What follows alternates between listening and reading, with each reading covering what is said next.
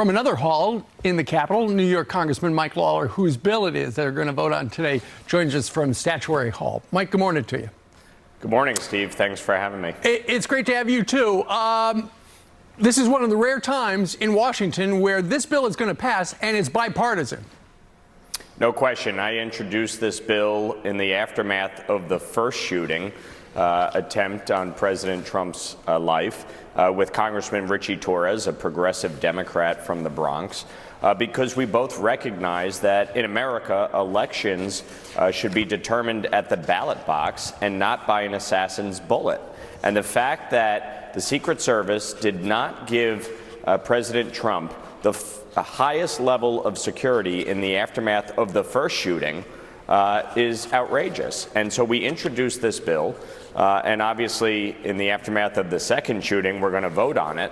The Secret Service has since given the president, the former president, the highest level of security, but it shouldn't have come to this. Right. We have a responsibility to ensure the safety and well-being of the candidates running for president.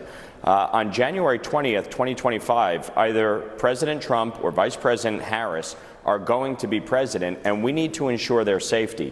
It would be catastrophic to have an assassination, and certainly in the middle of a presidential election.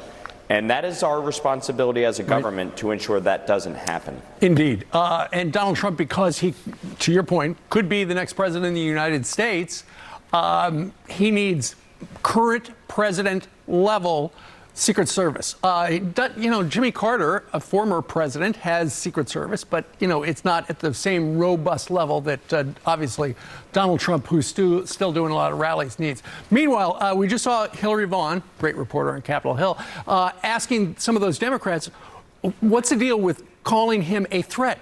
Because when you call Donald Trump a threat, Mike, that is a go sign for some people. Oh, he's a threat. I got to do something about him. But they don't get that. No question. Look, even Joe Biden has said, we need to put a bullseye on Trump. You've had Kamala Harris and Nancy Pelosi and many leading Democrats say things that certainly are not helpful in this context. And I think everybody needs to tone it down. Calling him a threat to democracy is ridiculous. Our democracy will endure as it has for 248 years. We're going to be fine no matter who wins the election. Right. Okay. But I think to continue to do that, and by the way, at the same time, gaslight the nation for an entire year about Joe Biden's cognitive abilities, and then undermine 14.6 million Democratic primary voters and throw him out and install Kamala Harris. You can't really talk about threats to democracy when you do things like that. Indeed. Congressman, thank you very much for joining us live. Good luck with the bill today.